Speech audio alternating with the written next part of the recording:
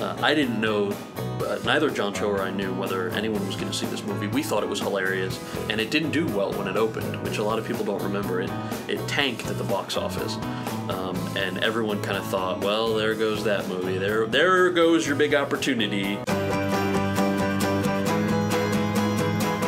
Welcome to the How I Met Your Mother podcast for the episode entitled Mystery vs. History. This is the 6th episode of the 7th season and the 142nd episode of the series. My name is Alec Lev, and we're coming to you from the offices of How I Met Your Mother here at 20th Century Fox Studios in Los Angeles, California. You can follow us on Twitter at HimYim Podcast, where we will announce upcoming guests and where you can submit your questions and comments. The voice you heard at the top of the show was Kal Penn, who returns as Robin's therapist/boyfriend Kevin, and who is our guest this week for a special extended podcast. Kal, welcome to the podcast. Thank you. I'm excited to be here. So let's start from the beginning. How did acting come into your life? Oh, man.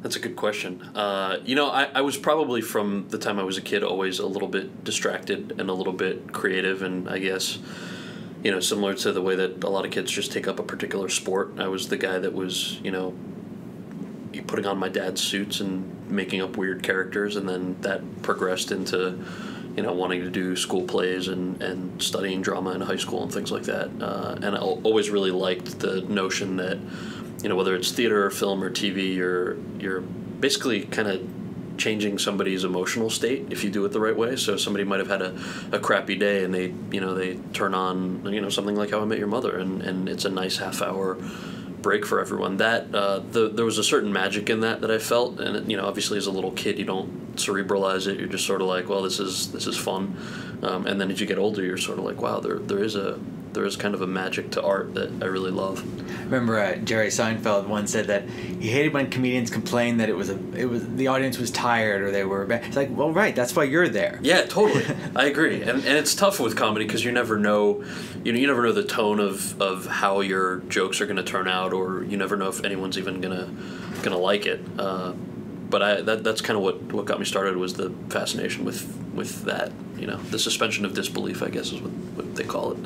Do you adhere to any certain acting technique? Are you someone who's scribbling down a lot of notes on your script, preparing a lot in advance, or are you more of a feel it in the moment?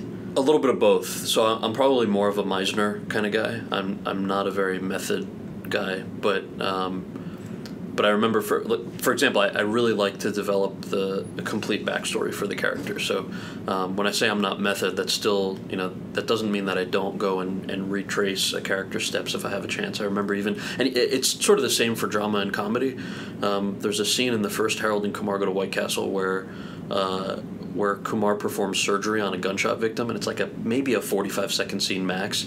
But I spent 2 days at the UCLA Medical School Library researching gunshot wounds and surgical procedures around it, because I figured, well, this guy really knows what he's doing, and in order for the comedy to work, Kumar's got to really know what's going on and understand the medical theories behind it. So I do try and put as much research into it, but I mean, if I'm playing a guy who's hungry in a scene, I'm not gonna not eat breakfast.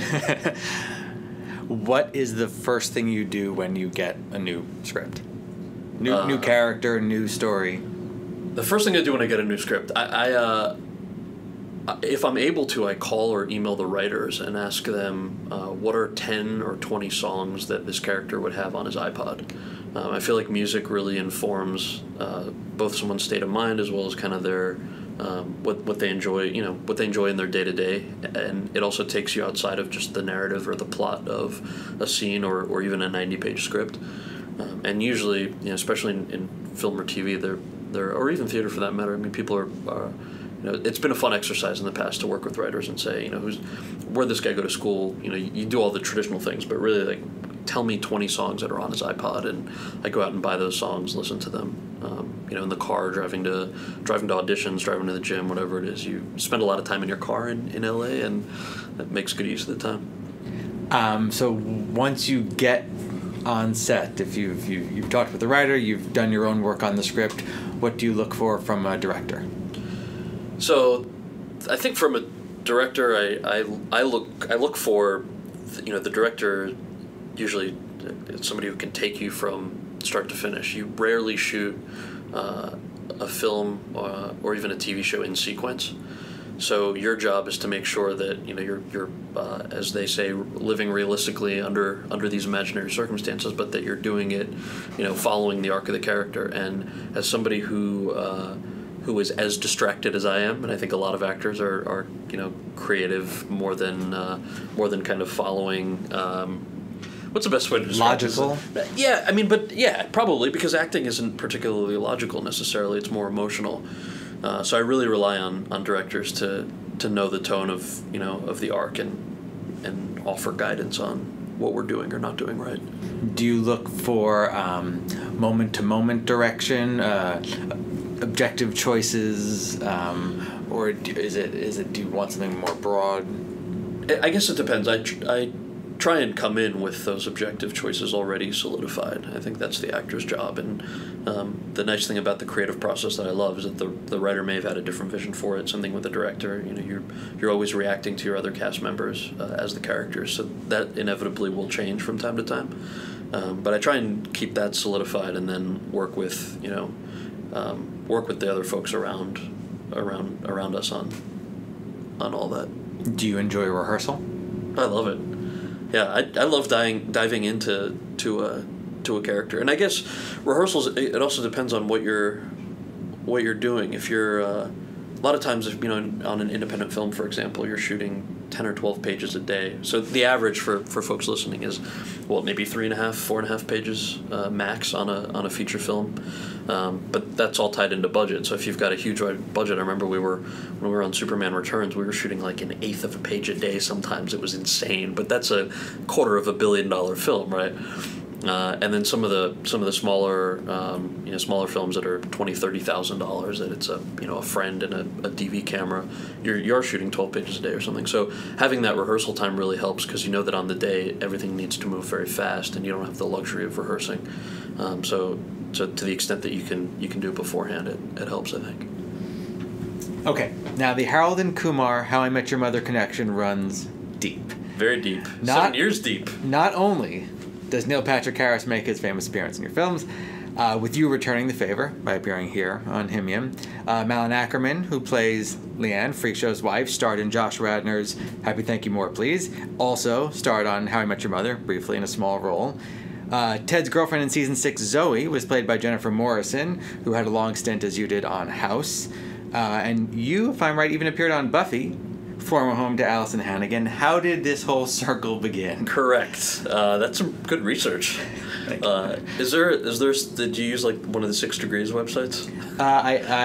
It was a mixture of IMDb, Wikipedia, and my friend here Jesse's freakish memory of all things. Awesome. Yeah, you actually forgot Harold himself was also in How I Met Your Mother. Yeah, John Cho was on How I Met Your Mother. Oh my goodness. We'll edit that in there. You can redo that. Well, I think that's one of the awesome things about this show is that whenever for the audience, you're turning on the show and these characters are just like friends of ours. I think for almost everybody, right? Which is why you love them so much and want to watch. So I've been a fan of the show, and when this opportunity came out, I was really excited. Neil, myself, and John Cho, along with John Hurwitz and Hayden Schlossberg, the guys that wrote the Harold and Kumar movies, in 2003, I think it was, where we all got those parts, auditioned and got those parts, and obviously Neil was written in from the script from the very beginning, and I didn't know. Neither John Cho or I knew whether anyone was going to see this movie. We thought it was hilarious. It was a low-budget movie. It was shot in Toronto over a period of 6 weeks, I think, in late summer, and it didn't do well when it opened, which a lot of people don't remember. It tanked at the box office, and everyone kind of thought, well, there goes that movie. There goes your big opportunity, and that, especially as your first lead in a movie, that's. I don't want to say it's the kiss of death, because Hollywood, thankfully, in these cases, has a short-term memory sometimes. But we were all super bummed. Like, man, this means that I'm not going to work for a little while. And thanks to the fans, there was this huge resurgence on DVD where people were going out and buying it and gifting it to their friends, and that allowed us to greenlight a second film that, of course, Neil is in as well. And I think the audiences are sort of the same. There's a lot of crossover between a Harold and Kumar audience and a Himium audience. Working with Allison way back in the day, I did one episode of Buffy the Vampire Slayer. It was a lot of fun. I was still at UCLA at the time. I think it was one of my first TV gigs. And so I guess Hollywood does have sort of an incestuous connection with a lot of folks that work on similar projects. Blood Orchestra from Twitter does ask, how did the How I Met Your Mother opportunity come about? Obviously, you knew people here, but did Neil call you up and say, want to do the show? How did that come to you? No, so the way this all came about is I took a 2-year sabbatical and was living in Washington, D.C. And I knew when I started, I moved there in June of 2009, and I knew that by June of 2011 I was going to be coming back to L.A. So probably in May or June, my acting manager and agent kind of were looking for roles, and were saying, are there movies that have interesting parts in them? Are there TV gigs that I could do? And then my manager called me and said, hey, there's this awesome 5 or 8 episode arc on How I Met Your Mother. What do you think?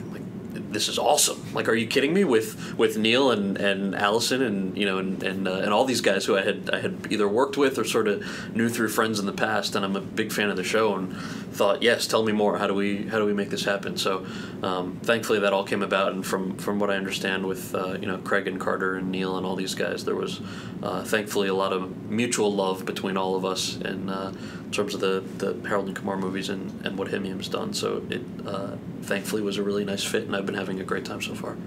Now, every guest star I've spoken to, along with the cast, say the same thing about the show. How I Met Your Mother is somewhere between the most caring family and the most efficient machine.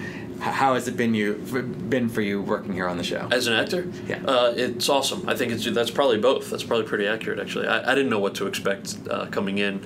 I have never worked on a sitcom before.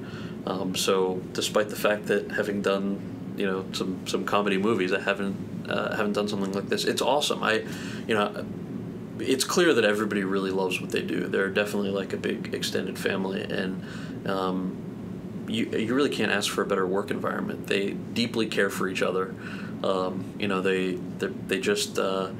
They come to work loving what they do. They've over the last 7 years, they've all had families and careers and awesome, huge movies, and I think in a lot of other settings and a lot of other actors that might turn into ego, and in the case of this cast, it hasn't at all.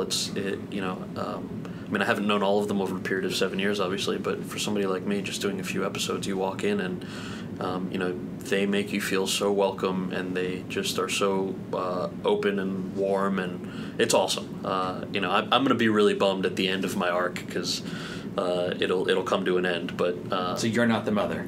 Well, I can't tell you that. Okay, back to the Twitter audience here. Aruna MPLS, so great to see Indian Americans on sitcoms. How do you handle the stereotypes? That's a good question. It's also a broad question, so I'm trying to figure out how to best answer it. I think, look, if you look at a show like How I Met Your Mother has really smart producers and writers, and I think that anytime there's real talented writing and producing going on, you don't have to succumb to stereotypes. I've often found that stereotypes, or let's say somebody's using an accent to mask something, it's usually masking bad writing. It's not that somebody thinks that a stereotype is inherently funny, although that that happens depending on what the piece is. But I've certainly played my fair share of stereotypical characters. I think every actor does, regardless of your ethnicity. There's a type that you fit, and you kind of got to pay your dues, fortunately or unfortunately, however the opportunities present themselves. But I do think that the smartest writers, from my experience, have been the ones that go against type, and it also makes for a really compelling acting challenge. I remember there was an episode of 24 that I did, or a couple episodes, and I played a terrorist, and so I got a lot of questions like, why are you playing a terrorist? You're a brown dude. Don't you think that's stereotypical? And I could understand that argument, but from an actor's perspective, when is a guy like me, who's known for doing comedies, ever get to hold a family hostage with a handgun? And personally, I'm terrified of guns. I hate guns. And it was a really interesting acting challenge. But I think How I Met Your Mother kind of falls in line for me with some of my favorite things I've had the chance to work on.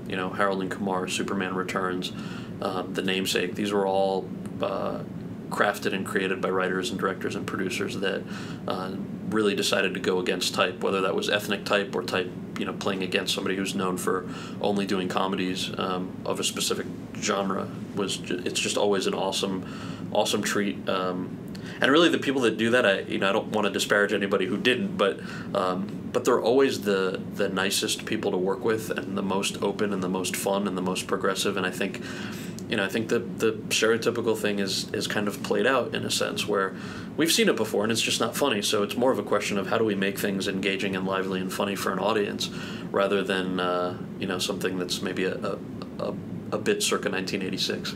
Did you hesitate in taking the 24 role? No, I didn't hesitate. It's funny you say that. I didn't. I've hesitated before, and I've certainly turned down my fair share of things. This is something else that whether it's something that's good or bad, or whether a movie or a TV show does well or doesn't, there's always very little attention paid to things that actors turn down or pass on. And when you're starting your career, you don't have that luxury, right? Your rent's due, you're waiting tables, or you're running errands for a production company, or whatever your odd job is.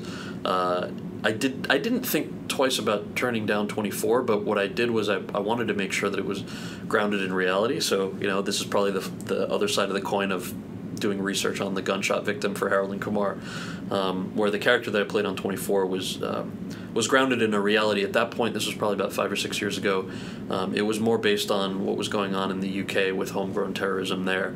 And so, 24 obviously takes place in the US, but the character that I played was this radicalized kid who was born and raised in the United States. And unfortunately, that had been going on thankfully, not widespread, but had been going on in the UK at the time. So there were a lot of case studies to kind of pick from and at least grounded in some form of reality. So again, as an acting challenge, that's something that you kind of look for. Now, the preview for the new Harold and Kumar movie does look more expensive than the entire first film, I would say. Fact. As the movies have grown, how's the experience of making them changed? The experience of making them has changed not that much, actually. So the first two Harold and Kumar movies were both low budget. I don't think the budget was inflated at all. With trilogies like this, there are contracts that they sign everybody to from the beginning, so that they kind of know, look, if this takes off, we're all in this for the long haul. And I think the difference with the third one, which has been kind of fun, was that they upped the production value quite a bit. It looks dramatically different, like you said, from the first one. The director of photography is this super talented guy that kind of had a lot more resources to work with than our guys in the past. It's in 3D, which is hilarious because you're used to seeing these either huge budget action movies or kids movies that are in 3D, and I think this is probably the first comedy of this genre that's in 3D. And just like the first Harold and Kumar kind of poked fun at race relations, the second one kind of poked fun at politics. The third one, in a way, pokes fun at 3D movies. It's in 3D, but we reference the fact that it's in 3D a couple times in the movie. So if you're a Harold and Kumar fan that has enjoyed the self-referential nature of the first two, there's some of that in this one. But I also think this is probably going to sound cheesy because it is really a stoner road trip movie at the end of the day. It's a Christmas movie, but it is not a children's Christmas movie. So those that are listening to this who do not know the Harold and Kumar movies, I would say don't take your children to see them. See the Muppets. Dude, I'm so excited for the Muppets. I've been bugging Jason about this for those listening. I am wearing a Cookie Monster t-shirt right now. The fact that it's in 3D is, I think, makes you closer to the characters. So John and I and Neil and the whole team kind of saw a screening of the film in the last few weeks. We went at different points. Saw it in 3D. What I liked was that you really feel like you're in the movie with them. So one of the big things that we've heard the last 7 years, what people like about Harold and Kumar is that they feel like they can relate to the characters, and they feel like, well, Kumar's just like a buddy of mine, or especially 7 years in, the diehard fans that have the DVDs and have watched the thing like 10 times, they really feel like they know the characters. And this kind of takes it a step further, where if you're putting on those 3D glasses, whether it's the smoke or the meeting Santa Claus or whatever it is, you really feel like you're there with them, which was kind of cool to see. And I feel like a lot of my college buddies that like these movies are going to enjoy the fact that you're almost in the movie with 3D. Joe Brewer does ask, can you confirm a Harold and Kumar number 4? I cannot confirm a Harold and Kumar 4, but here's what I can tell you. If Harold and Kumar 3 actually does well at the box office, like really well, then I would guess that, the way these things work, if I don't know the magic number, but I would assume Warner Brothers has a magic number that if it's profitable for them as number 3, then they would consider a number 4. And I know, I'd be down to do it. Look, Kumar is actually very different from me in real life. I don't talk about this a lot because I know it disappoints the fans to find out that I'm not nearly as cool as Kumar. But I loved playing him, man. He's a fun guy to play. I would love to do it again. Well, talking about who you really are in this hiatus you took, I campaigned for Barack Obama for 23 months, starting in 2006. I did not get offered one White House job. Not even, I would have taken Commerce Secretary. Tell me about... Now, you had the job, you were the Associate Director for the White House Office of Public Engagement. I was. How did that come to you, and what was that? Sure. So there are actually, I think, 4 Associate Directors in that office. Let me back up. So how did it all come about? So I was not, I don't know your background. I'm not, I was never really politically involved growing up. Our family was always, I think, very service oriented. I think like a lot of folks, and that's not something that has to do with politics as much as it has to do with just feeling like, okay, you should volunteer, and if you're fortunate with something, you should give a hand to someone else, that kind of thing. That's more of just the human spirit or the American spirit. And politically, I've always been an independent. So I've voted for Democrats, I've voted for Republicans, I've voted for weird third-party candidates, depending on the election and everything. And I guess in 2006 and 2007, I had a lot of friends who were still struggling to pay for college, people that had student loans, folks I went to high school with who couldn't afford college still. Working with organizations like the USO, you see a lot of kids who are fighting overseas, in Iraq, for instance, who were hoping to pay for college someday themselves. A lot of them couldn't serve openly in the military if they had domestic partners back home, or if they were in a same-gender relationship. So there were a lot of things that I kind of thought, well, neither political party has really resolved any of these issues substantively. And then I started kind of paying attention to then Senator Obama.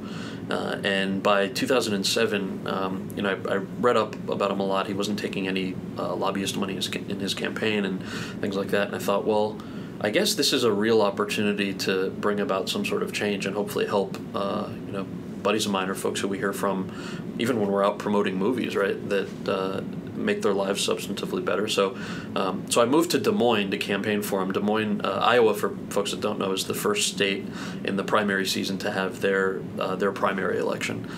And I have to say, there was a writer's strike in Hollywood at the time. So please don't think that I somehow walked away from everything and moved to Des Moines, Iowa. I actually wasn't able to work. We shot a few episodes that season of House, but then everything got shut down because there were no writers to write scripts. So it's not like I was doing anything else sitting here in LA. So moved to Des Moines, and I served on his arts policy committee. So something else that I've been doing on the side was I'm pursuing a graduate certificate in international security with a focus on cultural diplomacy. So cultural diplomacy essentially is how do things like the arts, music, radio, dance, film, how do they help us advance cross-cultural understanding? So President Reagan, for example, did a really great job of this in the 80s with the Cold War, cultural exchanges between countries. President Bush actually did a great job with this when he sent the New York Philharmonic to Pyongyang to play in North Korea. I mean, that was something that was unheard of, and that's all outside the realm of whether someone's a Democrat or Republican. It just has to do with how do the arts help us? And Senator Obama was big on that. So. Served on his arts policy committee, kind of exploring new ways of doing that, and then did a lot of youth outreach for him. And I guess that was in '07, and by the time 2008, 2009 rolled around, against all odds, when I started, he was down 30 points in the polls. When we finished, he was the president of the United States, and I was talking to a lot of people who I guess I sort of felt like, well, for the last 2 years, I've kind of had the opportunity to travel around the country and campaign for this guy, but at the end of the day, shouldn't you sort of actually do what you were preaching and maybe move to D.C. and see if you can help for real instead of just talking about it? And I think there are a lot of people that do that in their own right. There are people that are teachers and are service members overseas, and I know a lot of folks here in L.A. People have their private sector careers, but then you go off and volunteer for something or tutor kids or something like that. So the way I viewed it was just sort of similar to that, and wanted to serve for 2 years and then come back. So it was quite the journey. I enjoyed it. Now, you recently wrote a piece for Huffington Post. It's time to ignore the paralyzing cynicism and get engaged. We're obviously in a time with strong anti-government sentiment. A lot of people are cynical. Yet it's been said that you can do more working in the White House for one day than you can probably do the rest of your life outside of it. Can you remember, for those who are cynical, a single day or even a project that made you say, wow, things do actually get done? Yeah, I think things get done a lot, and I actually disagree with what you said. I don't think that one day in the White House can accomplish more than folks on the outside can accomplish. I think that the nice thing about a democracy, and this is why I'm not cynical when I kind of describe my 2 years in Washington, despite how broken Congress and the Senate and the House are, it's because we're not a dictatorship, so the voice of the people actually matters a lot. It just depends on how we decide to voice those things. I remember the example I'll give you, maybe to contextualize this. I was heading up youth outreach for the president, so working on issues that matter to young people: don't ask, don't tell repeal, healthcare reform, financial aid reform, obviously jobs and the economy, environment, immigration, and there was this story of the White House was hosting a big environmental youth summit. So we had young folks from progressive organizations, young people from conservative organizations, the faith community, but everyone was pretty much under 30 or even under 25, and was meeting to really figure out how can we help create a cleaner energy future, regardless of what's going on in divisive politics.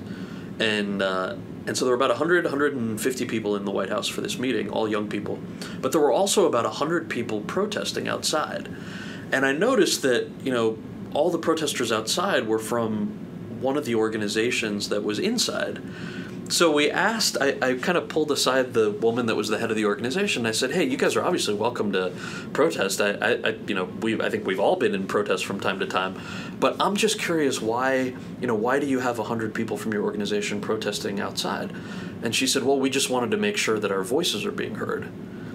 And I thought, well, that's silly. Your voice is being heard. You're inside at this meeting. And I remember thinking, what a shame, because those 100 people, had they instead decided to go meet with members of Congress who maybe opposed a clean energy economy or climate change legislation, or if they had even protested somewhere else or decided to rally in local communities to help get votes for the passage of a bill, that actually would have accomplished so much more than standing outside the White House, because the president already agreed with them, right? And he was already meeting with somebody on the inside. So I think that was kind of an eye-opening thing where I thought, well, I can understand how cynicism is what people are feeling, because there's not really as much direction in what's the best way to be helpful and what's the best way to move something along. So I wouldn't say that you can accomplish more inside the White House than outside. I think that it's all in partnership, that if you look at the president's promises in 2008 versus what he's gotten done, he's managed to get done, probably about half, actually, of what he promised. And a lot of people are focusing on the other half, saying, well, how come he couldn't get the other half done? And a lot of it is because, you need, in order to get a bill passed, you need 60 votes in the Senate. And the senators don't, there aren't 60 of them that can often come to a consensus on something. But the American people can make their voices heard and say, look, Senator X from my state, I want you to vote a certain way. And so I'm actually really hopeful that that if people stay engaged, that we can accomplish a lot that really has nothing to do with politics, right? People are concerned about the economy. They're concerned about things like immigration and national security. None of that has to do with whether you're a Democrat or Republican. It just has to do with how we'd like to see the country, I think. I think a lot of it also might have to do with, they talk about that we don't want to see the sausage making of legislation, but I don't know. I think that people probably don't know that there is a White House Office of Public Engagement. I think that people, if they have time to turn on the news, see very big picture things, but probably don't see or even think about the fact that of what's actually happening, that there's not one person that works in the White House, that there are thousands in the executive branch who are doing these things every day. And I think the cynicism comes from, a lot of it comes from big picture thinking. There's lobbyists and there's Congress that can't move and there's a president who does this or doesn't do that. Yeah. But there is a lot of good government work that's done. Oh, yeah, I agree. Look, I think when you...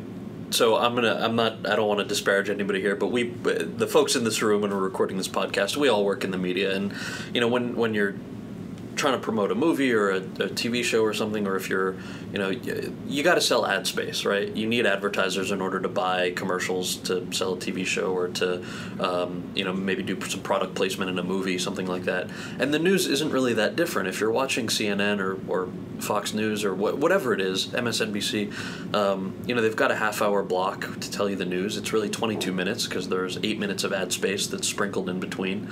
And so they're going to cover stories that are titillating enough to sell ad space. Now, unfortunately, those aren't always, or usually they're not positive stories.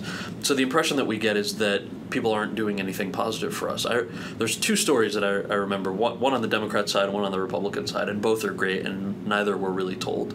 One of the first things the president did in his promises to young people after he got elected was he made financial aid filings easier. So you used to have to fill out stacks and stacks of papers, but he made sure that folks on his economic team worked really hard and really fast to fast track the FAFSA and a few other forms, so that if you're applying for financial aid, it's easy, it's straightforward, you know what you're getting into, all the disclosures are there, etc.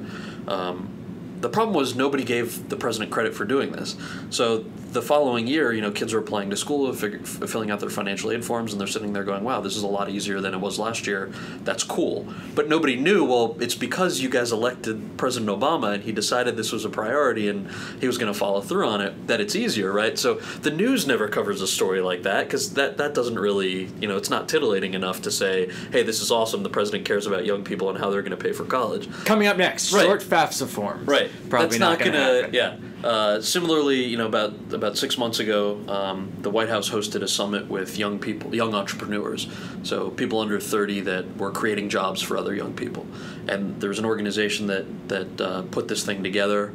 They had a meeting with members of Congress in the morning, and then they came into the White House in the evening. Now, when they met with members of Congress, Senator McCain spoke to their group, right? Now, Senator McCain is not somebody who, if you're looking at something like Don't Ask, Don't Tell, he's not somebody that supported young people on Don't Ask, Don't Tell because he was opposed to it.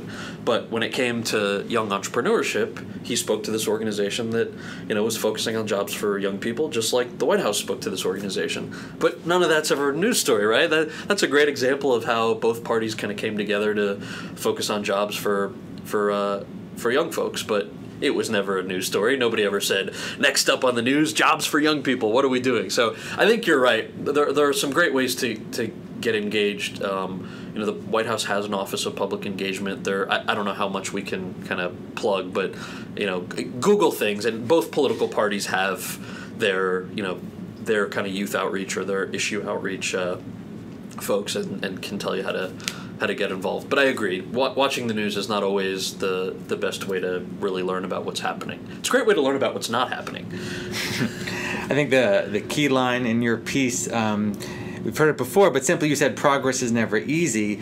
I was thinking this is a week where, the next iPhone is about to be announced, right? I think that for young people, there's this actual feeling, progress is very easy. Technology changes very fast. It changes every day. We're getting, all of a sudden there's a new social media, there's a new thing, there's new faster. But the things that need to get done are going to get done very slowly. Isn't the problem with people getting re-engaged this time around going to be that people are used to things being easy, and they're looking for fast answers, which haven't happened yet in some cases and are not going to happen that quickly. Yeah, I think that's right. Look, any of the issues that people care about when it comes to, any of the stuff we talk about, right? Jobs or immigration or whatever it is. There are laws that have to be written, and these things take a long time because you have to make sure that the things you're doing are balanced, and we're not in a dictatorship, so it's not like one dude gets to write a law and pass it. That's a really good thing.